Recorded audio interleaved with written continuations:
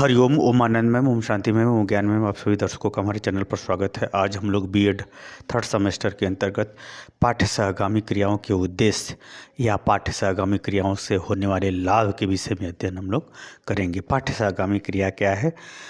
विषय वस्तु के अध्ययन के साथ संग उसके जो व्यवहारिक गतिविधियाँ शैक्षणिक कार्यक्रमों में, विद्यालयी कार्यक्रमों में या विषयगत कार्यक्रमों के अंतर्गत जो अपनाया जाता है उसे हम पाठ्य सहगामी क्रिया कहते हैं। जिसे संक्षेप में हमने बताया था कि विषय के संग प्रैक्टिकल कराना, विद्यालयी कार्यक्रमों के संग प्रतियोगिता कराना, सांस्कृतिक कार्यक्रम, राष्ट्रीय पर्व संबंधी कार्यक्रम या अन्य जो है प्रतिस्पर्धात्मक प्रतियोगिता संबंधी कार्यक्रम का आयोजित करना।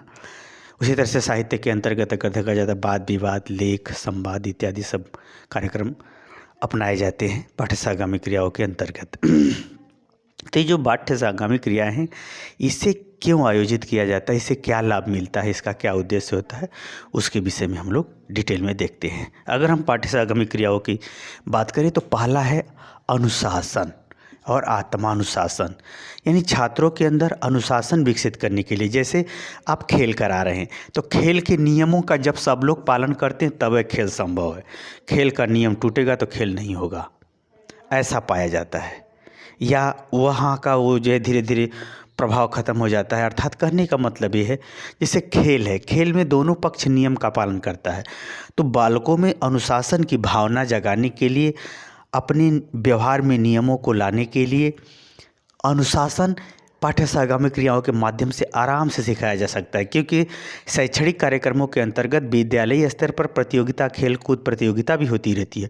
तो खेल कूद प्रतियोगिता के अंतर्गत जब वो अनुशासन का पालन करेगा तभी वो खेल पाता है। अनुशासन भंग करने पर उसे निकाल दिया जाता है, दूसरा आ जाता है, या ऐसा सामान्य रूप से उसे डांटा जाता है, उसको किसी भी तरह से उसे समझा करके, बुझा करके या सजा दे करके उसको अनुशासन युक्त बना करके उसके अनुसार बनाने का प्रयास किया जाता है। और आत्मानुशासन वह स्वयं में भी अपने अंदर वो सुधार लाना चाहता है कि अब ऐसी गलती नहीं होगी, अब हम ऐसा नहीं करेंगे, नहीं तो हमारा जो है बदनामी होगा या हमको लोग नहीं खिलाएंगे। तो कहने का मतलब पाठ्य सहगामी क्रियाओं के अंतर्गत विद्यालयी स्तर पर जो सांस्कृतिक कार्यक्रम होते हैं, खेलकूद प्रतियोगिता होती है या कोई भी सामूहिक कार्यक्रमों के अंतर्गत जो नियम होते हैं उस नियम के अनुसार वह अपना व्यवहार प्रदर्शित करना शुरू करता है। यानी अनुशासन युक्त वह जीवन शैली या जीवन का व्यवहार को अपनाना शुरू कर देता है या अपना लेता है, और वह अपने आप को भी नियंत्रण रखता है। ऐसी योग्यता क्षमता का विकास पाठ्य सहगामी क्रियाओं के माध्यम से आसानी से किया जा सकता है। इसमें दुष्ट से दुष्ट या शरारती उदंड बालकों को भी आसानी से नियंत्रित करते हुए उसे मानवीय दृष्टिकोण के अनुसार या सामाजिक दृष्टिकोण के अनुसार उसे तैयार किया जा सकता है या तैयार किया जाता है। यानी अनुशासन और स्वयं से अच्छे अनुशासन को पालन करने की प्रवृत्तियों का विकास पाठ्य सहगामी क्रियाओं से होता है। दूसरा है सामाजिकता एवं राष्ट्रीयता। जैसे हम लोग सांस्कृतिक कार्यक्रम करते हैं, सांस्कृतिक कार्यक्रम के अंतर्गत जैसे नाचो, नृत्य हुआ, संगीत हुआ, ये सब तो सांस्कृतिक कार्यक्रम के अंतर्गत सामान्य। उसी तरह से विशेष पर्वों पर जैसे रामायण का जो है पाठ करना, रामचंद्र जी का पाठ करना या रामायण में भाग लेना, या ड्रामा है इस तरह से भाग लेना, या कोई सांस्कृतिक कार्यक्रम, सामाजिक तौर पर कोई कार्यक्रम आयोजित किया गया है। तो जब वो सामाजिक तौर पर वह कार्यक्रम आयोजित किया जाता है तो उसके अनुरूप जब वो व्यवहार प्रदर्शित करता है तो उसे मान सम्मान प्रतिष्ठा मिलती है। तो ऐसी परिस्थिति में वह समाज के अनुरूप व्यवहार करना जल्दी सीखता है। यानी सामाजिकता उसके अंदर ज़्यादा आती है कि हम ऐसा समाज के अनुरूप व्यवहार करेंगे तो ऐसा मान सम्मान, पैसा, शान शौकत, शोहरत इत्यादि प्राप्त होगा। उसी तरह से समाज के वह नियम, आदर्श, मूल्य, परंपरा इत्यादि को भी वह मानना शुरू कर देता है। क्योंकि हम समाज के अंदर या साहित्य के अंदर जो नाटक है, जो रंगमंच का रूप दिया जाता है, जो कथाओं का रूप दिया जाता है, उसके अंदर वह क्या होता है, समाज के अनुरूप, समाज के मूल्य, आदर्श, संस्कार, प्रवृत्तियों, सिद्धांतों, नियमों इत्यादि के अनुरूप व्यवहार करना शुरू सीख जाता है। साथ ही राष्ट्रीयता, अगर हम राष्ट्रीयता की बात करें तो यही काम जब राष्ट्रीय स्तर पर होता है, जैसे 26 जनवरी, 15 अगस्त, गांधी जी का जयंती, यानी राष्ट्रीय पर्व से संबंधित हम लोग जो भी पर्व मनाते हैं उसके संदर्भ में जो कुछ भी हम कोई क्रियाकलाप या मनोरंजन का कार्य या जो भी हम प्रस्तुत करते हैं उसमें भी एक पैमाना होता है, एक नियम होता है, एक ढंग होता है। उन प्रक्रियाओं को जब वह मनाना शुरू करता है तो उसके अंदर सामाजिकता के संग संग राष्ट्रीयता की भी भावना जागृत होती है, या राष्ट्रीयता के प्रति उसके अंदर अटूट प्रेम श्रद्धा भाव विकसित होता है। तो इस प्रकार से अगर बालकों के अंदर सामाजिकता को लाना है और राष्ट्रीयकरण की भावना को जगाना है तो उनसे संबंधित जो कार्यक्रम हैं उनका जब आयोजित होता है, उनको बताया जाता है, समझाया जाता है, व्यवहार कराया जाता है, उसके महत्व को, उनके गतिविधियों को, विभिन्न क्रियाकलाप, विभिन्न नाटक, संगीत, त्याग, तपस्या या ऐसे कहीं कि उन सब के संदर्भ में जो मूल्य आदर्श इत्यादि बताए जाते हैं, उसके माध्यम से क्या होता है, उसके अंदर राष्ट्रीयता की भावना, सामाजिकता की भावना, राष्ट्रीयता की भावना, सामाजिकता की भावना का विकास होता है। तो ऐसे व्यक्तियों को या बालकों को समाज की मुख्य धारा से जोड़ना, राष्ट्र की मुख्य धारा से जोड़ना, समाज के महत्व को, दायित्व को उठाने की प्रवृत्ति को जोड़ना, राष्ट्र के दायित्वों को उठाना, राष्ट्र के प्रति सुधार करना, राष्ट्र के भ्रष्टाचार को कम करना इत्यादि संबंधी प्रवृत्तियों का विकास भी पाठ्य सहगामी क्रियाओं के माध्यम से आसानी से किया जा सकता है, क्योंकि उसमें जो है वह सामूहिक रूप से राष्ट्र के लिए जुड़ता है और सामूहिक रूप से वह किसी कार्यक्रम के द्वारा समाज के भी अच्छे व्यवहारों से वह जुड़ता है, जिसके फलस्वरूप उसे आसानी से सामाजिक बनाया जा सकता है, उसे राष्ट्रीयता की भावना भरी जा सकती है। यह सभी संभव पाठ्य सहगामी क्रियाओं के माध्यम से अत्यंत सरल से हो जाता है, क्योंकि हमने बताया था ना, उसमें पाठ्य सहगामी क्रिया में राष्ट्रीय पर्व भी आता है, नाटक आता है, संगीत आता है, नृत्य आता है, साहित्य आता है, सभी अनेक चीज़ें उसमें बताई गई थी। पिछले वीडियो में आप जा करके देखिए थोड़ा सा। आगे है तीसरा, व्यवसाय एवं व्यापार। व्यवसाय की अगर हम बात करें तो शिक्षण, प्रशिक्षण, कौशल, शिल्पकला, जितनी भी कलात्मक गतिविधियाँ हैं, शिक्षण प्रशिक्षण कंप्यूटर से हो, चाहे हाथ का प्रशिक्षण हो, चाहे वो क्रिया से संबंधित प्रशिक्षण हो, कोई भी प्रशिक्षण हो, प्रशिक्षण वो एक प्रकार का व्यवसाय है, तो प्रशिक्षण पाठ्य सहगामी क्रिया के अंतर्गत ही आता है। उसी तरह से व्यापार, जैसे हमारे पास अगर शिक्षण प्रशिक्षण कला है, तकनीकी है, तो उससे हम क्या करते हैं, किसी चीज़ के उत्पादन की क्षमता हमारे अंदर अधिक हो जाती है, यानी हम व्यवसाय करने की या उत्पादकता की हम वृद्धि कर लेते हैं। जब उत्पादकता की वृद्धि कर लेते हैं, हमारी योग्यता क्षमता की जब अधिक वृद्धि होती है तो अपने देश में नहीं तो विदेशों में भी कमा खा सकते हैं। तो अर्थात हम अपनी पाठ्य सहगामी क्रियाओं के माध्यम से व्यवसायिक क्षमता का विकास कर लेते हैं, आत्मनिर्भरता को प्राप्त करना सरल हो जाता है। उसी तरह से अपने देश से अपनी आवश्यकता से अधिक होने पर राष्ट्रीय अंतर्राष्ट्रीय स्तर पर भी हम इससे दूसरे देशों में या दूसरे देशों में कमा करके, सेवा करके हम अपना, जैसे डॉक्टरी की पढ़ाई क्या है, एक प्रकार का व्यवसायिक पढ़ाई है ना, और जब विदेश में जाएंगे तो सेवा के माध्यम से एक प्रकार से आपकी योग्यता का व्यापारण हो रहा है, जो बहुत सारा पैसा आता है देश में। कहने का मतलब है कि व्यवसाय यानी शिक्षण प्रशिक्षण इत्यादि के माध्यम से व्यवसायिक गतिविधियों को बढ़ावा देते हुए व्यापारिक सेवाओं या वस्तुओं का निर्यात करके हम जो है अत्यधिक धन कमा सकते हैं या लाभ कमा सकते हैं, या उसके माध्यम से हम अपने देश की सेवा कर सकते हैं या अपनी योग्यता की और वृद्धि करते हुए ये सब आर्थिक उपलब्धि या आत्मनिर्भरता को प्राप्त कर सकते हैं। तो इस प्रकार से पाठ्य सहगामी क्रिया ही आपके व्यावसायिक उन्नति और व्यापारिक उन्नति और राष्ट्र की उन्नति का आधार बनता है।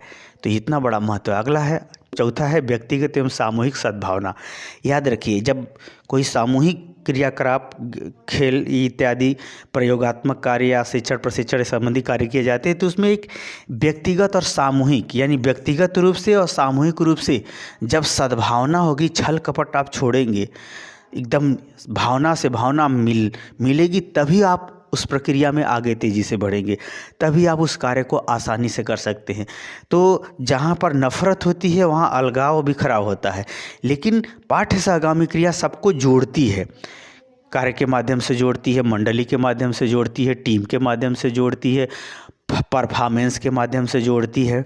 ये सब कई मोड़ आते हैं, उसमें जो है वो क्या करती है, व्यक्तिगत और सामूहिक सद्भावना, एक दूसरे के संग सच्चे भावना से मिलना और उस भावना के संग अपनी सद्भावना को जोड़ना, ये सब जो है पाठ्य सहगामी क्रिया से ही संभव हो पाता है।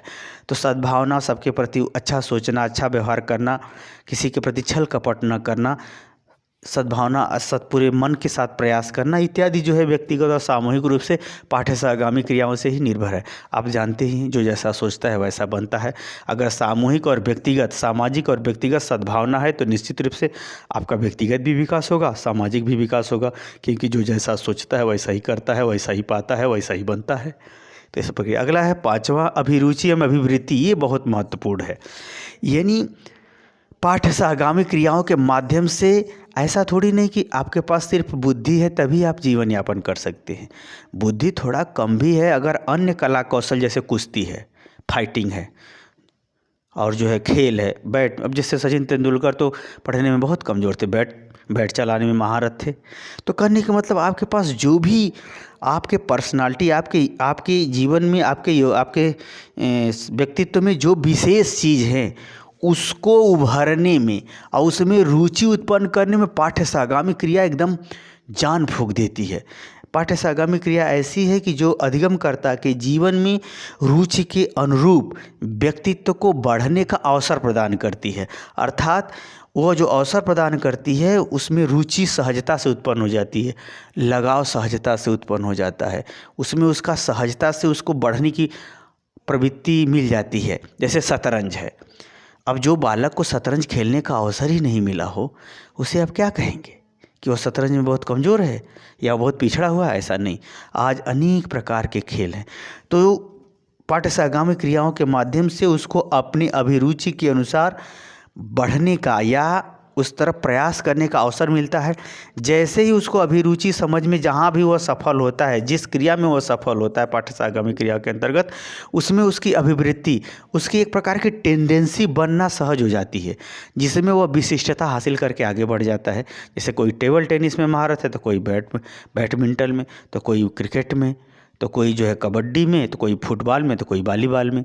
तो इस प्रकार से वह पाठ्य सहगामी क्रियाओं के माध्यम से ही उसके व्यक्तित्व के अंदर छिपी हुई जो योग्यता, क्षमता है, जब वो बाहर आती है तो उसमें सहजता से रुचि उत्पन्न होती है। फिर वैसा वह व्यवहार, वैसी टेंडेंसी, वैसी प्रवृत्ति को वह आगे बढ़ा करके उसके हम व्यक्तित्व का निर्माण कर सकते हैं। अर्थात बाल अधिगमकर्ता के अंदर अभिरुचि और अभिवृत्ति का विकास करके उसके जीवन का, व्यक्तित्व का विकास करने का अवसर मिल जाता है। किससे? पाठ्य सहगामी क्रिया से मिल जाता है। आगे है सामूहिक एकता एवं जागरूकता। जैसे हम लोग, जैसे एड्स दिवस है, पर्यावरण दिवस है, युवा दिवस है, संविधान दिवस है, उसी तरह से जनसंख्या से संबंधित दिवस है। कहने का हमारा ये तात्पर्य है कि जो हम विभिन्न पर्वों को मनाते हैं, विभिन्न अवसरों पर, विभिन्न दिनांकों में, शिक्षक दिवस है, तो उसमें हमको एक क्या मिलती है? सामूहिक एकता, सामूहिक त्याग, सामूहिक सेवा, सामूहिक संयम, सामूहिक उपलब्धि इत्यादि को हम जब जोड़ करके उससे हम जुलूस निकलवाते हैं या बैनर पोस्टर बनवाते हैं, तो उसके प्रति एक प्रकार से समाज के प्रति एकता और समाज के प्रति जागरूकता, जीवन में व्यवहार के प्रति जागरूकता इत्यादि की भावना का विकास होता है।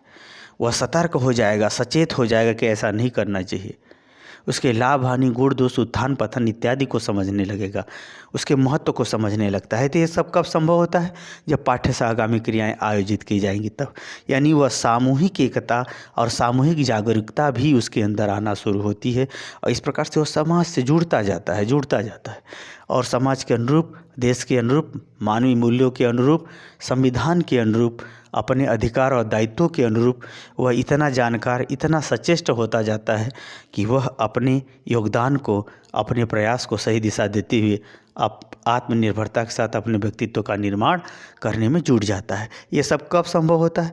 जब सामूहिक एकता, सामूहिक जागरूकता संबंधी कार्यक्रमों का आयोजन विद्यालयों में होता ही रहता है, जिसकी वजह से ये सब जागरूकता होती है। अगला है दायित्व की पूर्ण अभिव्यक्ति। जब पाठ्य सहगामी क्रिया आयोजित की जाती है तो वह अपना जो है खेल के माध्यम से, प्रतिस्पर्धा के माध्यम से, परीक्षा के माध्यम से, सभी विभिन्न परिस्थितियों के माध्यम से अपने दायित्वों को पूरी तरह अपना जी जान लगा देता है। जितना उसके पास क्षमता होती है उतना उठाने का वो प्रयास करता है और उसे प्रदर्शित करने का प्रयास करता है। यानी दायित्वों को उठाना और उसको अपूर्ण रूप से अभिव्यक्त करना, प्रतिस्पर्धाओं के माध्यम से उसके अंदर अपना 100% देना या अपना कार्य के प्रति पूरा का पूरा समर्पित होकर के प्रदर्शन देना और दूसरे को प्रतिस्पर्धा में पीछे करना या प्रतिस्पर्धा में आना, ये सब गतिविधियाँ उसके अंदर उत्पन्न होती हैं। जैसे आप कोई कंपटीशन ही ना दिया हो तो उसे क्या पता चलेगा कि आज के समय में किस क्षेत्र में बुद्धि की किस क्षमता का किस रूप में किस मात्रा में ज़रूरत है, किस योग्यता की किस मात्रा में ज़रूरत है। तो ये सब चीज़ें जो है उसके अंदर दायित्व का पूर्ण रूप से अभिव्यक्ति होना, यानी उस तरह से पूरा जोर लगा करके प्रदर्शित करना और उसमें प्रतिस्पर्धा में भाग लेना, अपनी योग्यता क्षमता का विकास करना, ये सब तभी संभव हो पाता है जब पाठ्यसहगामी क्रियाएं आयोजित की जाए। पाठ्यसहगामी क्रिया क्या की जाए? आयोजित की जाए। तो पाठ्यसहगामी क्रियाओं के माध्यम से ये सब योग्यता क्षमता, प्रतिस्पर्धा की क्षमता इत्यादि का विकास होता है। अगले है व्यक्तित्व का निर्माण। जब पाठ्यसहगामी क्रियाएं होती हैं तो निश्चित रूप से हर व्यक्ति के अंदर कुछ विशिष्टता होती है।